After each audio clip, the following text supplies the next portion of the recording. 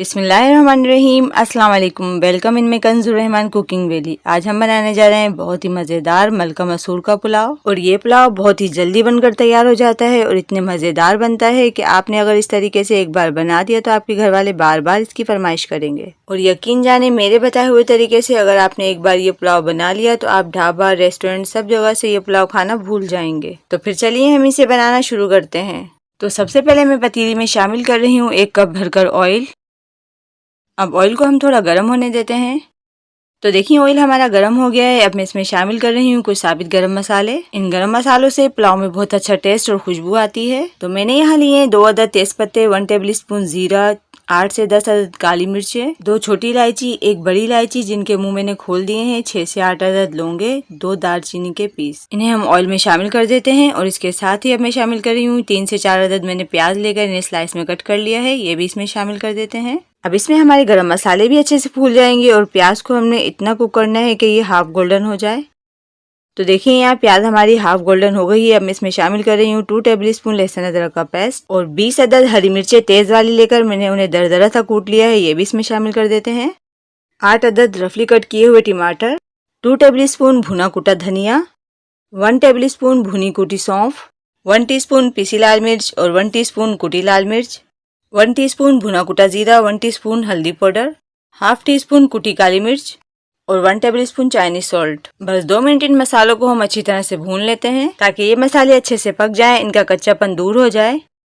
तो आप देख सकते हैं कि मसाले हमारे कितनी अच्छी तरह से भुन गए हैं। अब मैं इसमें शामिल कर रही हूँ आधा पाव यानी 125 ग्राम दही। और दही को मैंने बहुत अच्छी तरह से बीट करके यानी कि फेंट के डाला है। अब दही को भी 2 मिनट हम अच्छे से पका लेते हैं और मसालों के साथ अच्छी तरह से भून लेते हैं। तो देखिए दही भी मसालों के साथ अच्छी तरह से पक गया है। और अब हम इसमें शामिल कर देते हैं 1/4 कप पानी। इन्हें एक बार अच्छी तरह से मिक्स करके 5 मिनट के लिए हम लो फ्लेम पर इन्हें कवर कर देते हैं ताकि मसाले हमारे बहुत अच्छी तरह से पक जाएं, टमाटर अच्छे से सॉफ्ट हो जाएं। तो देखिए लो फ्लेम पे पकते हुए इन्हें 5 मिनट हो गए हैं और मसाले हमारे बहुत अच्छी तरह से भुन गए हैं और टमाटर भी सॉफ्ट हो गए हैं। अब हम स्पून की मदद से इन टमाटरों को मैश कर लेते हैं। तो देखिए मसाला हमारा बहुत ही अच्छी तरह से पक गया है। अब मैं इसमें शामिल कर रही हूँ 8 गिलास पानी। और इसके साथ ही मैं इसमें शामिल कर रही हूँ हाफ kg मलका मसूर की दाल, जिसे मैंने 1 घंटे पहले अच्छे से सोक कर लिया था। इसका तमाम पानी मैंने ड्रेन कर दिया है और आप देख सकते हैं कि ये कितनी अच्छी तरह से फूल चुकी है। और अब मैं इसमें शामिल कर रही हूँ 3 टेबल स्पून नमक। नमक मिर्च आप अपने टेस्ट के अकॉर्डिंग कम या ज़्यादा कर सकते हैं।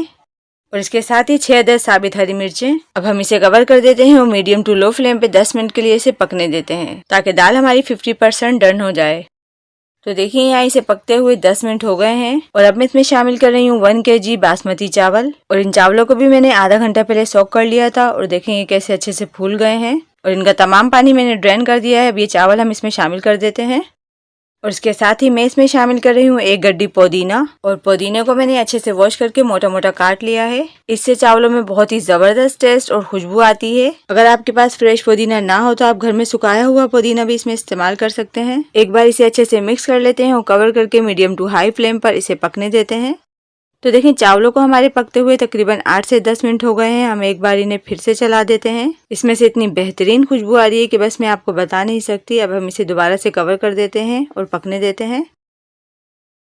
तो देखिए चावलों का तमाम पानी अच्छे से ड्राई हो गया है। हम इन्हें एक बार फिर से चला देते हैं।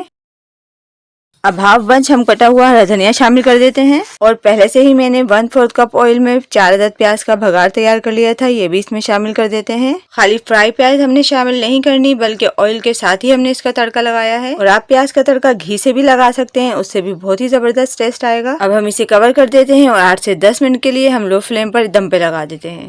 तो देखें 10 मिनट हो गए हैं और पुलाव हमारा बेहतरीन दम हो गया है। बहुत ही बेहतरीन टेस्ट और खुशबुओं के साथ हमारा मसूर की दाल का पुलाव तैयार है। और यकीन करें कि ये किसी रायते, चटनी और अचार का मोहताज नहीं है। आप इन सब चीजों के बगैर भी इसे खा सकते हैं। ये बहुत ही मजे का बना है। आप इसे एक बार जरूर ट्राई कीजिएगा। और मेरी ये रेसिपी आपको पसंद आए तो प्लीज इसे लाइक कीजिए, शेयर कीजिए। अपना और अपने प्यारों का बहुत ज्यादा ख्याल रखिए। इंशाल्लाह मिलते हैं नेक्स्ट रेसिपी के साथ। अल्लाह हाफिज।